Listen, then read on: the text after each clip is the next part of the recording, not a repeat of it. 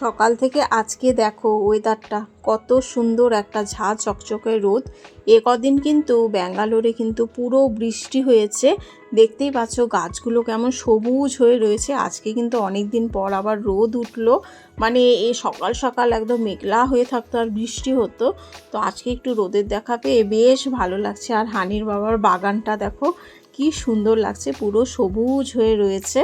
সকাল সকাল ঘুম থেকে উঠে এরকম গ্রিনারি দৃশ্য দেখতে কিন্তু ভীষণ ভালো লাগে। আমার তো খুব ভালো লাগে। দেখো গাছপালা দেখতে, নীলকণ্ঠ ফুলের গাছ অনেক কিছু লাগিয়েছে হানির বাবা, তোমাদেরকে একবার সামনে নিয়ে গিয়ে দেখাবো। অনেক বড় তুলসী গাছও হয়েছে, এই সাইডে আরও অনেক কিছু পুঁতেছেও। আর এই যে দেখতে পাচ্ছ এটা কিন্তু পুঁই শাক গাছ। এই দেখো এখানে সুন্দর করে ও মাচার মতো করে দিয়েছে বারান্দার সাথে, কাঠি দিয়ে দিয়ে লাঠি দিয়ে দিয়ে বাঁশ কেটে কেটে। বাপরে, ও যা পরিশ্রম করতে পারে, আমি তো এই সমস্ত করতেই পারবো না, অনেক সময় লাগে কিন্তু এগুলো করতে। এই দুপুরবেলা অফিস থেকে এসে এই বাগানে ঢুকে পড়ে খাওয়া দাওয়া শেষ করে, তারপরে টুকটাক টুকটাক করে সারা দিন ধরে করতেই থাকে। আর ছুটির দিন রবিবার তো এখন কোথাও ঘোরাই হয় না, ও একদম বাগান নিয়েই বসে থাকে। আর এই দেখো আমার যে মানি প্ল্যান্ট গাছটা ছিল ওটা প্রায় মরো হয়ে গিয়েছিল, আমি এসে দেখেছিলাম, মানে ওয়েস্ট বেঙ্গল থেকে যখন ব্যাঙ্গালোরে আসি। তো এখন আবার দেখছি পাতা গজিয়েছে। হানির বাবা এটা বাগানের দিকে উঠিয়ে দিয়েছে আর বলেছে এটার ডাল যখন মানে পাতা গজাবে এটা যেন ওই বাইরের দিকে চলে যায়, বেশ ভালোই হবে, বড় হবে। আর এই যে পেয়ারা গাছ, কালকে দুটো পেয়ারা খেয়েছি আর দুটো তুলে দিয়েছিল হানির বাবা, তোমাদেরকে দেখাচ্ছি। দেখো কত বড় বড় পেকে পেকে গেছে, মানে তুলে রেখে দিলেই কেমন পাকা পাকা হয়ে যায়। চারটে তুলেছিল তো দুটো খেয়ে নিয়েছি। আর এর ভেতরটা কিন্তু পুরো লাল, অনেক বড় আর খুব মিষ্টি। গাছটা যে কে লাগিয়েছিল কে জানে, খুব সুন্দর গাছটা। আর এই দেখো কলার কাঁদি নিয়ে চলে এসেছে হানির বাবা, এটা কিন্তু বাগানের। দেখো ঝুলিয়ে রেখেছিল অনেক দিন ধরেই রেখেছে, 7 দিন, এখন কিছুটা পেকে গেছে আর কিছুটা সবুজ রয়েছে, তো পরে খাবো। তো চলো আজকে দেখো ব্রেকফাস্টে কি রান্না করছি। আজকে রান্না করছি পনিরের ঝোল, আর করব হলো ভাত বসিয়ে দিয়েছি, প্রেশার কুকারে সিটি মেরে নিয়েছি। হানির বাবাকে খাবার দিয়ে দেবো, হানির বাবা এখন অফিস চলে যাবে, তারপরে আমি ধীরে সুস্থে তোমাদের সাথে বসে গল্প করব।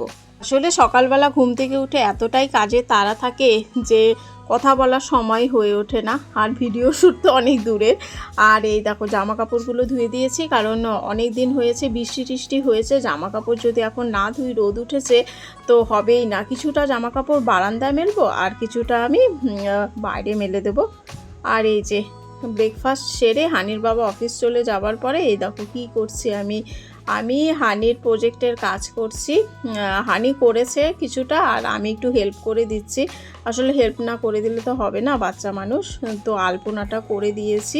ও অত সুন্দর করে আলপনা আঁকাতে পারে না, ও সুন্দর আঁকাতে পারে হলো পুতুল, ডগি, টমি, এগুলো মানে বিড়াল, এগুলো আঁকাতে খুব ভালো পারে। আমি ওইভাবে আঁকাতে পারি না। আলপনাটা করে দিলাম, কেমন হয়েছে জানিও। এই হাতে রয়েছে আমার বিভিন্ন ধরনের, এই দেখো রং বেরঙের স্কেচ পেন। এই কালার করতে করতে আমার অবস্থা খারাপ। আর তোমরা অনেকে আমাকে কমেন্টস করেছো যে দিদি ভিডিও দিচ্ছ না কেন। ভিডিও দিচ্ছিলাম না এই কারণে, ব্যাঙ্গালোরে চলে এসেছে অনেক দিনই হয়ে গেছে। আসলে মেয়ের পড়ার এতটাই চাপ ছিল, ভর্তির ব্যাপার ছিল, অনেক কিছু ছিল, যার জন্য আমি ভিডিও করতে পারিনি।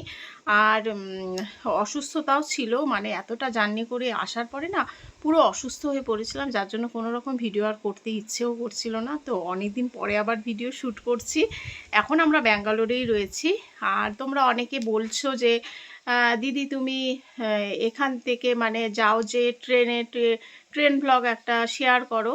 তো আমি ভিডিও শ্যুট করেছি, এডিট এখনও করিনি ট্রেন ব্লগটা, তো এডিট করলে অবশ্যই পোস্ট। তো চলো জিনিসপত্রগুলো গুছিয়ে নিই এখন।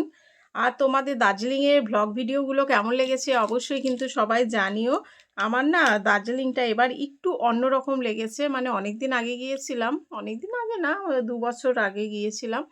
তো এখন ওই মেল মার্কেটটা চেঞ্জ হয়ে গেছে। আগে না মেল মার্কেটটা আমার বেশি সুন্দর লাগতো এখনের থেকে বেশি। মনে হলো যেন এবার গিয়ে যে দোকানটা মানে দোকান প্রাসাদ একটু কম রয়েছে ওখানে। এর আগে যে গিয়েছিলাম 2 বছর আগে, তখন তো একেবারে ঢালাও দোকান ছিল পরপর, এখন কেমন যেন একটু অন্যরকম লেগেছে। অবশ্য সেবার মনে হয় সন্ধ্যের সময় গিয়েছিলাম, আমি ভিডিও শ্যুট করেছি, আর এবার তো দিনে গিয়েছিলাম। তবে হ্যাঁ, একটা জিনিস দেখলাম মেল মার্কেটে এখন খাওয়া দাওয়ার ব্যবস্থাটা খুব ভালো হয়েছে। ওখানে ফুচকাটা খেয়েছিলাম যে আমি এখনও ভুলতে পারছি না। এত টেস্টি বানিয়েছিল, এত টেস্টি বানিয়েছিল, দারুণ বানিয়েছিল। তো চলো জামাকাপড়গুলো মেলে দিই। রোদ উঠে গেছে প্রচণ্ড। মেলে দিয়ে আমি ঘরের কাজ করি। ঘরের কাজ বলতে রান্নাবাড়ি করব। হানির বাবা বলছিল একটু ফুল গাছ আনতে যাবে সে বাগানের জন্য। কি করবে আমি জানি না, কি লাগাবে। তো চলো বন্ধুরা, এই যে দেখো আমি আলমারিটা কিছুটা পরিমাণে গুছিয়েছি, বিশেষ করে আমার সাজার জায়গাটা ওইভাবে তো গোছানো যাচ্ছে না, কারণ স্পেস খুব কম রয়েছে। একটা ঝুড়ি বাগ কিনে নিয়েছিলাম ডিমার্ট থেকে আগেই, তো সেটা বার করেছি, তার মধ্যে সব সাজার জিনিসগুলো রেখে দিয়েছি। এটাই সুবিধে হয়েছে, টান দিলে একবারে সব চলে আসবে। আর চলো এখন চলে এসেছি রান্নাঘরে। আর কড়াইটা হয়ে গেছে ছোট, আর দেশি মুরগির মাংস আজকে এনেছে হানির বাবা, তো সেটাই রান্না করছিলাম। আর এই সময় কি হয়েছে বলো তো, আকাশটা পুরো মেঘলা হয়ে গেছে। আর এদিক থেকে দেখা যাচ্ছে এটা হলো পাশের দিদির ঘর। তো এখান থেকে দেখো ব্যালকনিটা কত সুন্দর লাগছে, কি সুন্দর করে সাজিয়েছে ওনারা। আর হানির বাবা ঘরে ঢুকতে না ঢুকতেই দেখো নেমে গেছে ঝমঝমিয়ে বৃষ্টি। বলছিল যে বাজারে যাবে, সেটা তো আজকে আর হলো না, পণ্ড হয়ে গেল। তো আমি বললাম সানডে একটু সময় বের করে সেদিনই চলো, এই বৃষ্টির মধ্যে কি করে যাব। আর তার মধ্যে হানির এখন পড়তে যাওয়া ছিল, আজকে আর হলো না। তো বলেছে যে নেক্সট কোনো দিন, মানে সানডে টানডে ওকে এক্সট্রা পড়িয়ে দেবে। আজকের দিনটা বাদ চলে গেল। খুব বৃষ্টি হয়েছিল, মানে অনেকক্ষণ বৃষ্টি হয়েছে, আমি ভাবিনি যে এতক্ষণ বৃষ্টি হবে। প্রায় ঘন্টা দুয়েক পুরো বৃষ্টি হয়েছে ঝমঝম করে। তো বন্ধুরা আজকের ভিডিও এখানেই শেষ করছি। তোমরা ভালো থেকো, সুস্থ থেকো, আবার দেখা হবে, টাটা।